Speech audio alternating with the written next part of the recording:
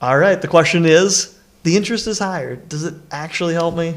What you're really saying is, do you want to make your money grow faster? I do. Yeah, and the answer is yes. So compounding interest, the higher the interest rate, the better. There's high interest bearing accounts right now. Used to pay 0. Yep. Now they're paying 4 and 5%. So what's that mean? It means that the interest rates are higher than they used to be.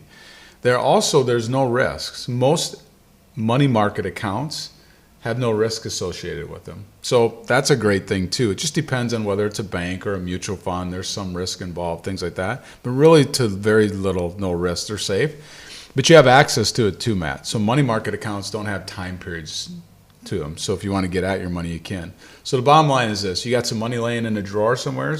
It should be in a high interest bearing account so that you can get the compounding and make more money on your money. That's the answer.